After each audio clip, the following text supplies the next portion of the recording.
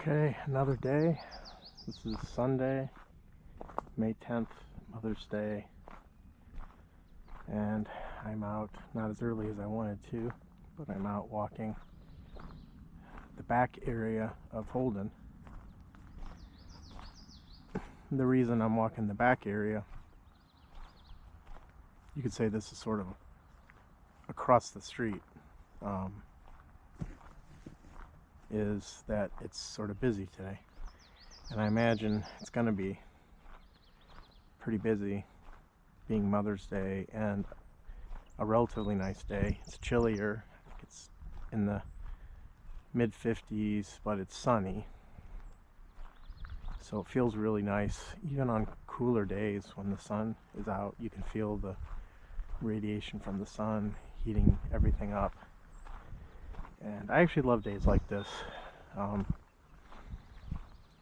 It can get a little too hot, even in Ohio when you get the really hot days of summer. And a day like this it's nice, it's tolerable. If you're in the sun, you feel kind of warm. If you go in the shade, you cool down a little, so you can moderate things sort of on your own. And so yeah, it's a nice day. And I had a lot of things on my mind actually this morning that I thought we could talk about, and that's why I thought I would just come to my tried and true Holden Arboretum and walk the back trails where it's fairly isolated and not that busy, and maybe we can go into a few things and then just take it easy the rest of the day. Even now, I'm taking it easy, and whatever we talk about, we should always take it easy. None of this should be too heavy. We're not really intellectualizing, we're inquiring and not trying to reach a conclusion. We're just inquiring. And there's a beauty to that, to not having an end game or trying to reach some conclusion and then live by that conclusion, which is dangerous. We should live by intelligence, which is not a conclusion. And intelligence is actually one of the things I thought about talking about. Some of this came from me when I was listening earlier. As I mentioned, sometimes I listen to videos of Krishnamurti in the morning or at night, and I wake up and he's talking about something, and it reminds me of that thing that he's talking about, and I go into it myself and explore that, which is what I encourage everyone to do. Go into things on your own, because there is no truth that can be conveyed by another. Only through your own inquiry can intelligence come. And I guess since we're talking about intelligence, it's interesting to go into that and see, what is intelligence? But before even doing that, maybe we can lay the groundwork for a few topics that I thought about. One was energy. Not the energy of physics, but the energy of the mind, and what we spend our energy on, and do we waste energy, and what are the ways in which we waste energy, and what if we don't waste energy? And another is really just what's going on in the world right now. That there's a lot happening in the world that's causing people stress. And it's causing people to die, in some places. And we have wars, multiple wars going on, which seem so senseless, just completely meaningless. But we have political problems, we have issues with strong political views on all sides, and hate for the other side, and anger. And this is the world we live in right now. And it's important to ask a question. Is there a different way of living? And how do you live in a world like this and maintain your, I don't know, an orderly mind in the midst of disorder? And these are all worthy of discussion. And maybe we start with that. We start with living in this world. How do we live in this world? This is what's causing so many people problems right now. And I see, you know, when I just browse social media, which, you know, is probably a mistake, but every once in a while I catch up on what's happening and just see how easily it is to be drawn into this daily back and forth, you know, stoking the fires of hate, anger, animosity. And you just see like posts by, you know, name any politician, for and against that politician, any activity in the world, for and against that activity. Pick your side, you know, your favorite side, and you'll find people that agree with you, and then you'll find people that disagree with you, and there's an energy in this battle, this constant battle between people.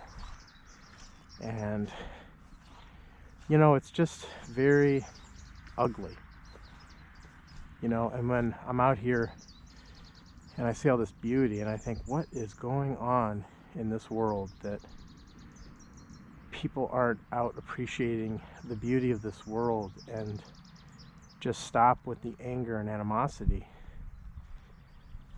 And, you know, you'll get people say, well, you know, we can't just let these things go. The world is, you know, look at all the terrible things happening. We have to do something. We have to take action, you know, and let's call these people the do-gooders.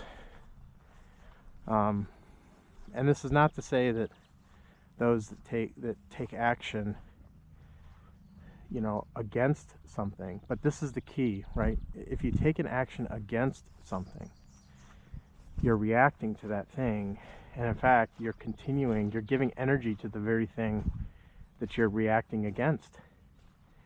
You know, it may not seem obvious, but every opposite is embedded within its opposite. So any reaction against something is part of the something that you're reacting against. And you can get lost in this battle of opposites and then not know what side you're actually on, or find yourself just as angry in the process of opposing what you see as injustice or what's happening. You may find yourself opposing something else, and then are you any different than the other side? And of course you think you are, but this is thinking, and we have to look really carefully at this, because when I step back and I see some people that are very angry about what's happening in the world and their reactions to it, and I look at that and say, well, that's more anger and hatred. How is that good for the world? Is that what the world needs? More anger. And then that anger feeds the anger of the other side. Right? When the other side is angry, it just causes both sides to buckle down, dig in, and stake their claim and fight a war. Whether that war is physical, mental, social, online. And so you really do have to ask yourself, is there a better way? Is there another way than participating in this chaotic world, this disorderly world? And there is another way. But this other way is not a way that can be planned out by thought, because thought is what causes these things to happen and causes all this turmoil in the world. So this brings us to the topic of intelligence. Is intelligence brought about by thought, or is there intelligence beyond thought? And so we can just explore this a little bit, I think, because I would say that the way to live a better life is to live an intelligent life. It is not a reaction to what is happening in the world, that sees the disorder in the world, understands it, and may bring about an end to the disorder, but not by actively opposing the disorder, but by understanding the disorder and just bringing something else to the table. Let's call that love and compassion, because intelligence, love, compassion are all related. An intelligent mind acts lovingly, if you want to say it that way. And this is not the cunning mind. And this is why we need to understand intelligence and what's different about it than the cunning, analytical mind. Right? So every animal has, a brain that helps it, and we've gone over thought. I won't beat that horse at the moment, although it's important to, understand, if you haven't already understood, what is thought and thinking. And it's a process of the mind, of the brain, stored memories coming from experience, all partial, because there is no complete experience. There's no complete knowledge. And so the actions of the brain through thought, which is how we live our daily life almost exclusively at the moment, is really the source of all the trouble in this world. So just from that alone, we would say, well, that isn't intelligence, because that is how things are now. And we live in a chaotic world with all sorts of problems, and you would expect, even through your rational mind, that whatever this intelligence is that we seek to understand cannot come from that, because that's had its chance in some sense. I mean, the history of humanity has been dictated almost entirely by that mode of living. And we've switched. I mean, think of all the civilizations that have risen and fallen. I mean, the Roman Empire, the Inca, the Aztec, take your pick. Persian Empire, still around, but greatly changed. I mean, just go through it all, and you will just see that it didn't matter. Like, whatever that civilization chose as its religion, as its ideology, it existed and then ceased to exist. And often as a result of war, or I just thought of Easter Island and the civilizations that probably ecologically put themselves out of existence. I think that's the running explanation, that they didn't learn how to live in harmony with nature, used up their resources. I could be wrong here, but I'm just recalling something. And that could be the reason why that civilization no longer exists. And you just think the pattern, the repeated pattern over and over and over, and you think, will humans ever learn? Will we ever learn the right way to live? A way where we all live together in harmony, not against each other, not dividing each other, and without creating that utopian ideal, because you can say, well, that's, that would be nice. It's not real, it's not practical, it's not going to happen. So why are we talking about it? But I think what it is we have to observe our history, what has brought us to this point, and see that that is not leading us anywhere. In fact, it's leading us to our destruction. It's pretty clear at this point. We're developing weapons that can destroy just millions of people in one blow. I mean, if you add to that biological weapons and all this, I mean, it just may be insurmountable. The path that we're on right now seems to be towards our own self-destruction, unless something changes. unless something happens. What can happen? What, you know, can we wake up and see that it doesn't matter what side you pick, that having sides is the problem. And I guess this is another reason I've never been very interested in competitive sports, because I also see it as just an embodiment of the same quality of my team versus your team. It's like war. You know, it's like mini war. It's just people don't shed blood as much, still get a skinned knee now and then, and people walk away with their lives. But in a sense, it's an emulation of battling. You know, people used to get on the field with swords and knives and shields and just fight it out. And, you know, how is that vastly different from sports? And, you know, I'm not denigrating it, I'm just pointing out, I'm observing, right? These are facts, that we think we've become more peaceful, but in fact, even the games we play emulate this fight, this constant battle. I mean, even our educational system is focused on competition, one person beating out other people. We grade and judge people according to some grade, and you have people at the top and people at the bottom, and it's just this constant division of people.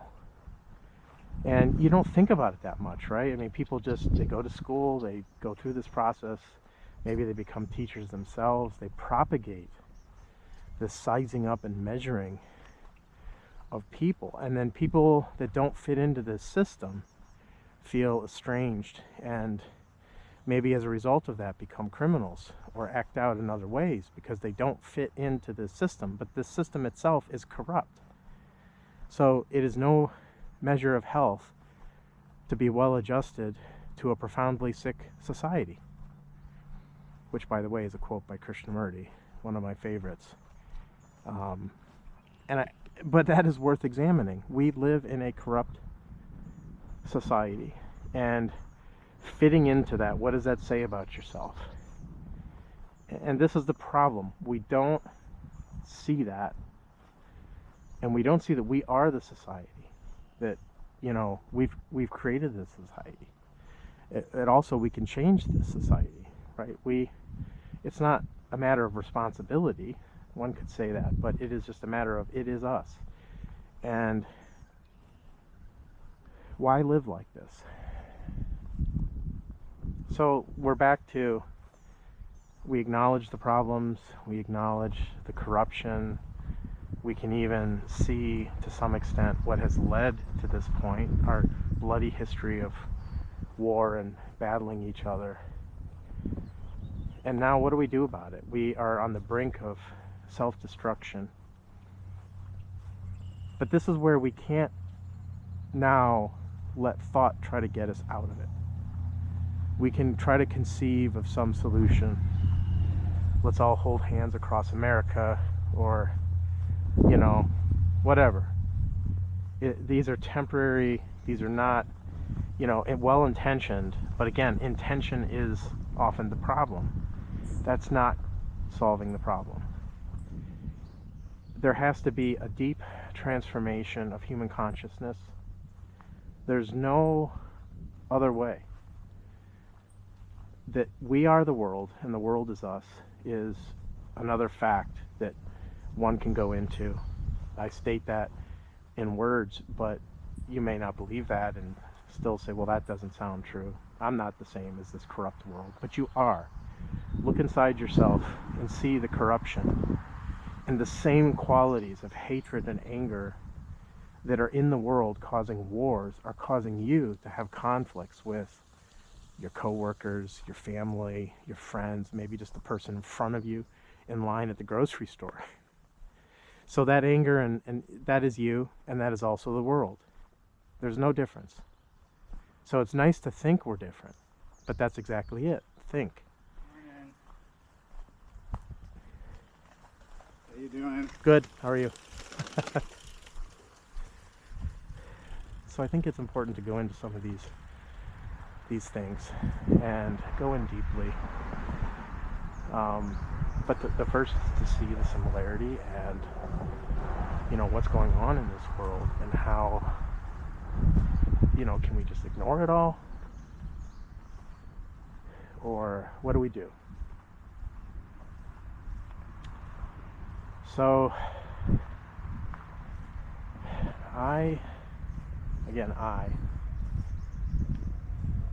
let's look at it. Let's observe it. Let's go into it and not let me propose an answer, because I don't have an answer to that question. I can't devise a rule or a system that's going to solve the problems in this world. In some sense, it's up to every one of us to the problems that we have in our own life and find what it means to have intelligence in the truest sense, to have love and compassion, to see the disorder in our own life, and let that blossom or flower, not propose to take action as a result of that, which is thought, but intelligence. Again, that word comes up. What is intelligence? And sometimes we can say what something is not, and through negation come to the positive. And this is true of love as well. We can say, well, maybe we start with love, because that's such a misused word. What is love? What is it not? Love is not desire. I think we'd all agree with that. People may say, I love you, when in fact what they're saying is, I need you for something. I need you for comfort, security, pleasure, to put a roof over my head. And that form of love is driven by insecurity, and it's not love. It's a misuse of the word. We should say, I require you for my satisfaction of my desires. It doesn't sound so great, does it? But that's actually what it is. So let's throw that off the table. That's not love. Love doesn't come from thought. It doesn't come from thinking about something and, through ethics, let's say. The process of thinking your way towards what you think is goodness. You can come up with any arbitrary ideology or system of thinking that leads you to whatever conclusion you want. I think we've seen this happen. So many civilizations have done this very thing. So you're not going to find love through any system of thought or ideology either. Love is this, that, whatever. No. That's thought again playing games. That's not it. So, love is obviously not anger. It's not hatred. It's not division. Division creates conflict. So love is not division, not conflict. And you can run down the list of things that it isn't. But then you can also think of intelligence in the same hand, in that, or on the other hand, I guess, but in the same train of thought, as let's acknowledge that the intelligence that we're speaking of does not arise from thought, does not arise from the brain. And by the way, we can just see, obviously a word like that, what does it mean? How are we defining it? Well, that's in and of itself. We're not attempting to define that through words, but hopefully see without words what intelligence is. And looking around right now, one can see an amazing intelligence of nature. That everything is living, and there's no thought driving any of it.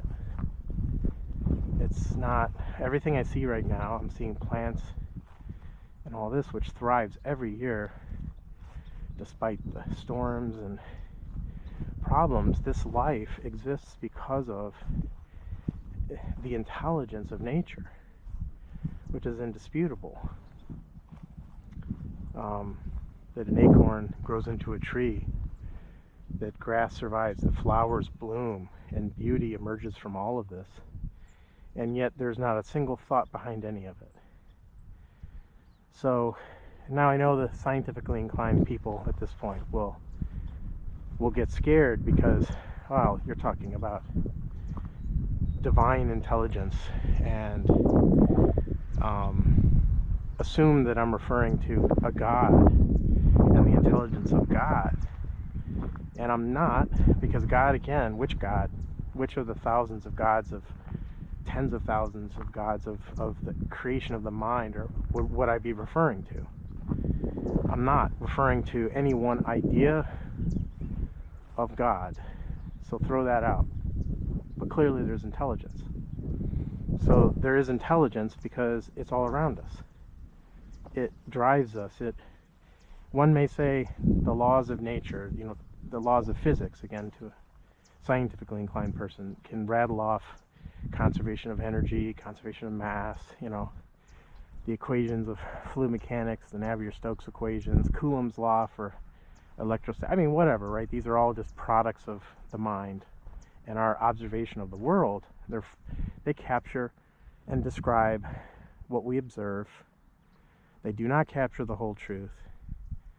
One could say, well, that's a form of intelligence, but that is simply observation and writing things down, predicting observations. That's not even intelligence. But what's interesting is what's behind all that. What keeps these laws of physics going? What the laws of physics I learned when I was younger seem to be the same as they are now. What maintains that consistency, that uniformity? Also, conservation of energy and mass. It's an obvious thing, but the transformations that we see around us, that we talked about, even in our own body and in nature, there are certain constraints, right? Like mass and energy appear to be conserved based on how we define them now. We can come up with relationships that help us understand how this transformation occurs, and that you don't lose mass, right? Every chemist understands how to balance chemical equations and arrive at a balanced chemical equation, which represents conservation of mass. And energy, we have Einstein to thank for E = mc squared and many other equivalences between mass and energy. But all this is doing is relating the concepts of the mind that we have come up with through observation. But again, what's behind it all? What is the order behind this that allows these things to happen? And then we don't understand. We may understand the basic equations of physics, but how do those equations go from that to everything that we're looking at today? Life, biology. And then we think of biology as a separate field of study, which it is, because we can't, through our limited understanding, go from the basic equations of physics, which we think are primal and fundamental, to explaining how this tree in front of me came into being. In some sense, science has faith that that can happen. But this is the faith of science, right? People think faith is not based on, or people think that science is somehow above belief, above faith. Of course it's not. It's created by humans. It has all the same flaws. It just thinks it's better. But when you dig into it and say that those laws of physics cannot completely explain my existence. They can explain parts. Burn me and take the ashes out, and you can measure how much of different elements I'm composed of. But the way in which they are put together in this body in such a complex, interesting way to perform all the functions of this body cannot be directly explained through any equation that we come up with through the laws of physics. It just isn't there. And the people that think it's there have faith that, of course this is what explains the fundamental laws of nature, and then everything else obeys these laws. So therefore we're done. Well, how are we done? Still doesn't explain all the wars in this world. If we were done, and we understood in that way, and that was complete, then we would end wars. Because there would be some solution to the equation that would just say no wars, the state of no wars. There isn't such a thing. So it's hubris and ego that leads even scientists to believe that their limited understanding through equations and mathematics, which happens to be my specialty in this world of knowledge. And even I see the limitations of all this. So I understand the value of it, I understand what it can do, but I'm also well aware of its limitations. And this is exactly how we need to treat thought. Understand its value, understand when thought plays a role, and put everything in its proper place. But do not put thought on a pedestal. Do not put it as the supreme of wisdom. It is not the supreme wisdom. And any more than our current understanding of physics, math, engineering can explain everything that I'm looking at, which it cannot. We cannot understand this in that way. And I think that's what has allowed me to reach a different state of understanding than the one I had when I was sort of immersed in this world of physics, engineering, math, which I pursued to great ends.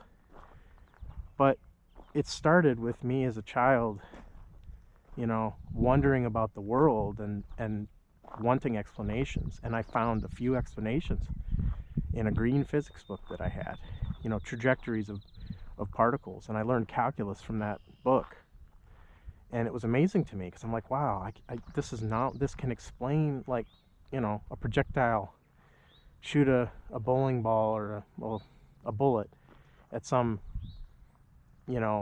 angle, and you can predict where it's going to land. And I'm like, wow, that is like, it's predicting the future, man. That's incredible. But then even as you go further along in your studies, you say, okay, well, wait a second. You have wind resistance. You have,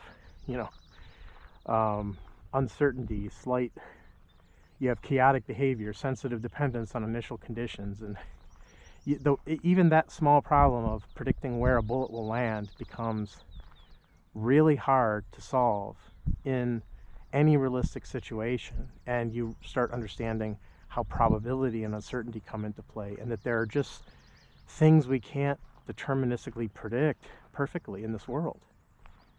And that is my current area of scientific research, which is, probability, uncertainty, probabilistic analysis, which is sort of just an acknowledgement of the things we don't understand, that we can't deterministically predict, but that we can put some bounds on and come up with useful decisions that are impartial and incomplete, but you can still represent and come up with systems to help people make decisions in this uncertain world based on limited impartial knowledge. So I completely understand the value of partial and incomplete knowledge in helping us survive and live in this world. But I, on the other hand, completely understand that that does not give us a complete understanding of who we are as in our psychological realm, right? Who we are in the mind. It doesn't explain the mind. It doesn't explain all of existence. It doesn't explain the problems we're having in the world right now. And it's just, there's much more than just that. And I think that realization of the limitations of knowledge was what set me down this path, in quotes, that I took, where I started studying Buddhism and all these other different traditions, hoping that I would find the answers there. And I was optimistic for a while, until I realized that those systems of belief were no different than the systems of belief of science, in that they all capture a fragment of the truth, but not the complete truth. And oddly enough, even, something like Buddhism, where I was fairly convinced that was the way. I mean, because it was the closest to me, and I've gone through this and explained, the closest to me, it integrated a lot of concepts of physics. It integrated causality. I mean, the Buddha, this is because that is. I mean, there's a lot of wisdom there. It involves observation of the body in the Satipatthana Sutra, and the mind. And these are important things. I mean, these are parts of truth. But then even in something like Buddhism, where I think the Buddha got it, but when he conveyed it to people, they wrote it down, organized it, and then treated the written word as the truth. And it's just the same old game. You know, once you write down truth and you try to capture it in that way, and you know, people still dressing in robes, you know, the same as what the Buddha wore. I mean, you can do that, right? But you're emulating something from the past. Why do that? Like, that shows you're caught even then in a system devised 2,600 years ago that at that time was a living thing when the Buddha was alive, but has since, you know, disintegrated. But they hold on to the history, to the past. It's still holding on to the past. So when you see that, and then you see how people have created superficial representations, you know, there's still some value at some level in some of what's there, but it's like, what I realize is the value is not in anything that has been written down or in any tradition. It is in the inquiry of now, that you don't need any of that. So let all that go. Let all that, including Buddhism, even that, let it go. Because, so in some sense, I guess I came to where I am now because of looking at all the limitations of everything that I saw and realizing none of these systems are without limitations, and also realizing why that is. Not just that, understanding there will never be a complete system. That's a more profound statement than none of the existing traditions or ideologies are right. You could also believe, well, we just haven't found it yet. We need to keep looking. The larger realization is to realize what's the commonality of all these. They were all created by human thought in one way or the other, and they look different, but they're the same. And when you see that, you reject all systems, all traditions, all faiths. It's not one versus the other. I actually had a Jehovah's Witness come to me a few weeks back as I was cleaning my car in my driveway, and little did he know.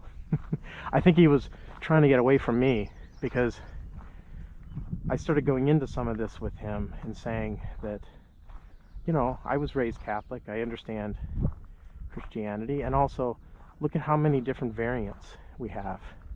Which one of these variants is right?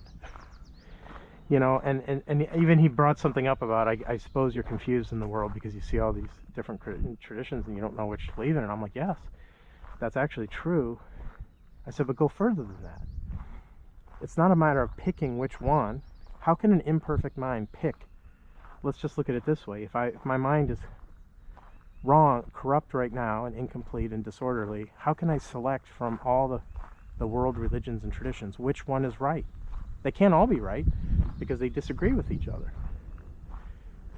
If otherwise, we would have one and there wouldn't be 10,000. So they can't all be right.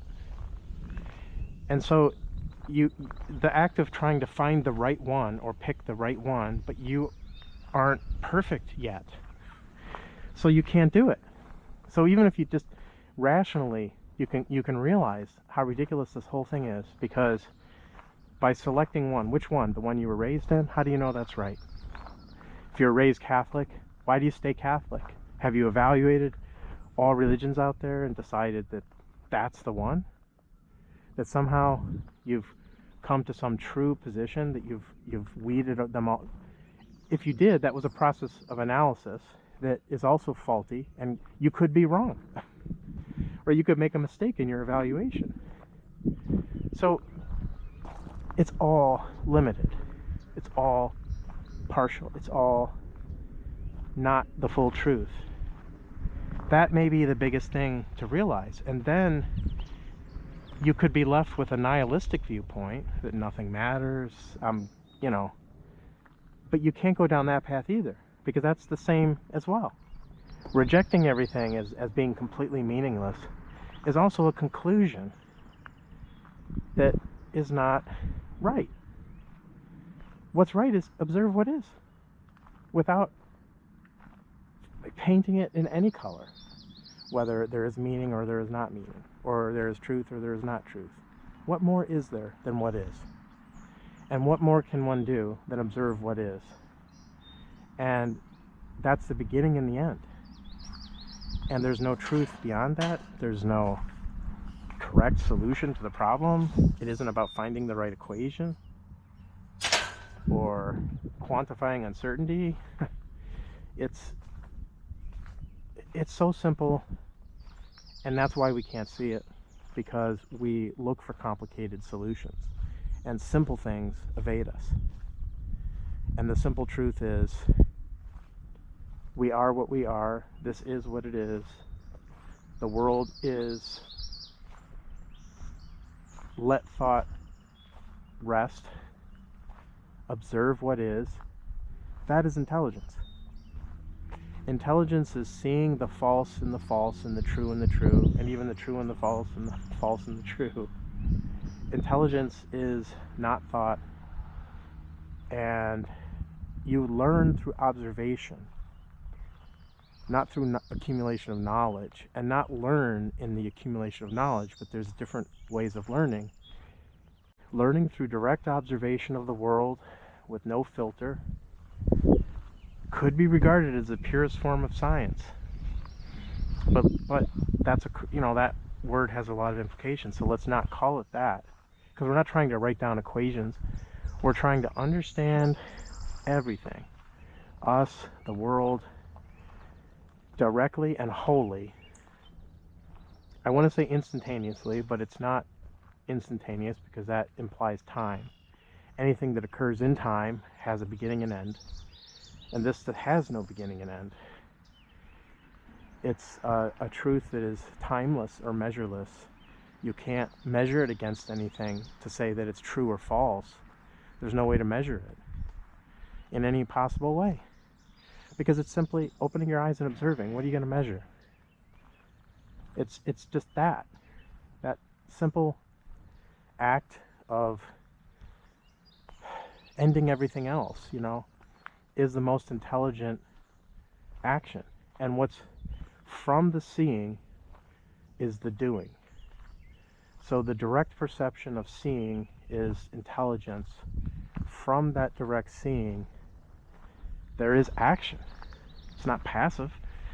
I mean, the trees in nature are there's a process occurring naturally that is intelligent, and we just get in the way of that.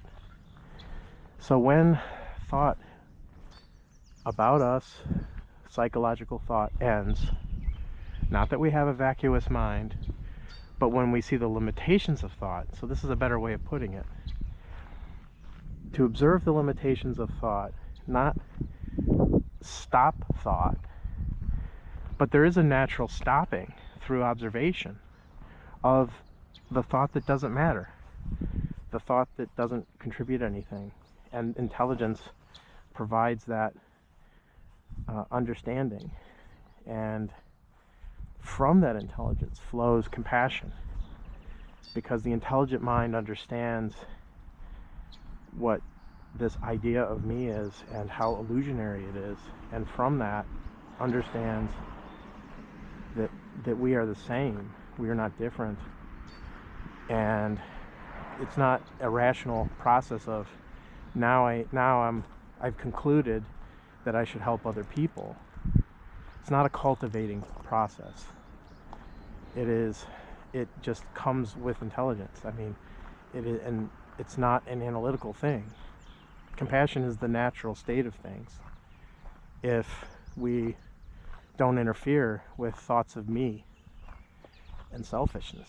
And love and compassion flow from that naturally, and also freedom, because you have to be free of all these concepts and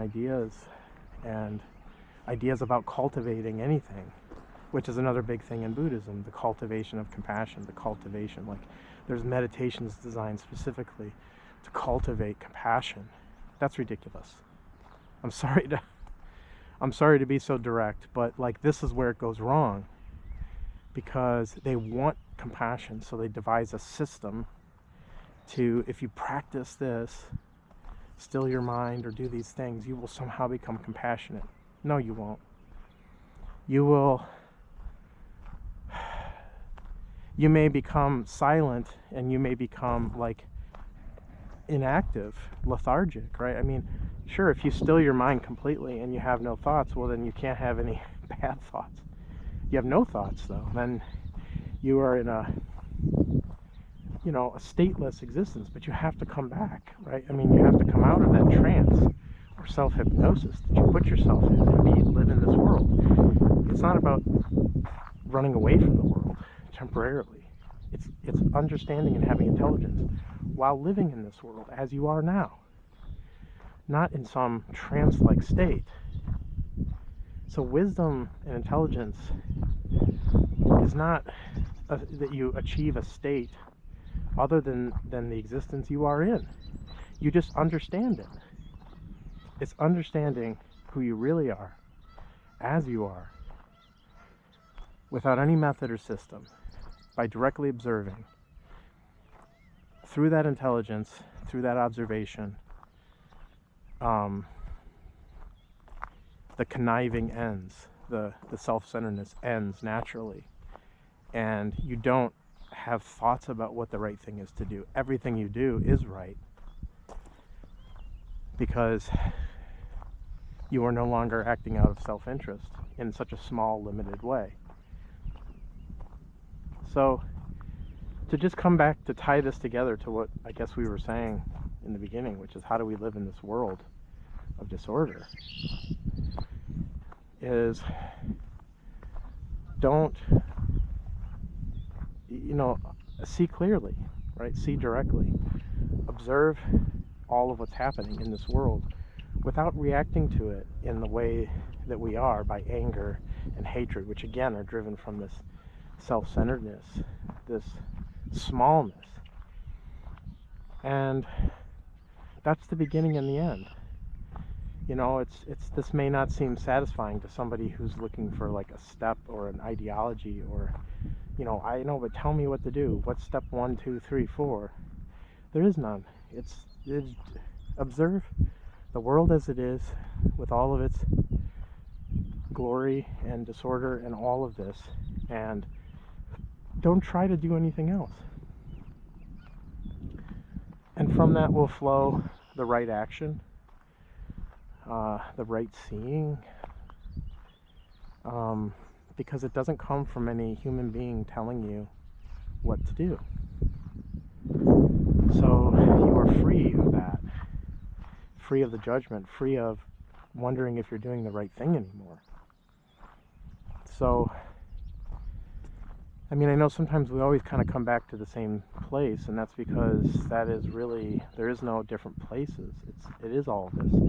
But sometimes you start your inquiry with a question like, how do we live in this disorderly world? And you come to the same, I don't want to say conclusion because that's not right, but you end up maybe using similar words. And not because there aren't other words that could be used. There are plenty of words. People use them all the time. But you're letting it flow towards truth, I guess, if you want to say. I hesitate. That's not really the right way of saying it, because it's not a fixed point that we're moving towards. But you allow it to emerge from where it is, and not try to come up with any solution on your own. That's where we failed. We can't do that. And if there is this sort of understanding, and not worrying about whether the rest of the world has understanding, or if you're the only one in the world, because remember, you are the world, so it's not important to count or quantify or measure understanding by how many people have it. Maybe one person having it is the entire humanity having it. Again, don't worry about it. That's not your concern. Just look at the world this way, look at yourself this way, and a new way of living may happen naturally. And not worry about where the world is headed. We can't worry about where the world is headed. That just doesn't lead us anywhere. The world is going to go in its direction, but you, the mind, may find something different. So, all right, I think we'll call it an end for now.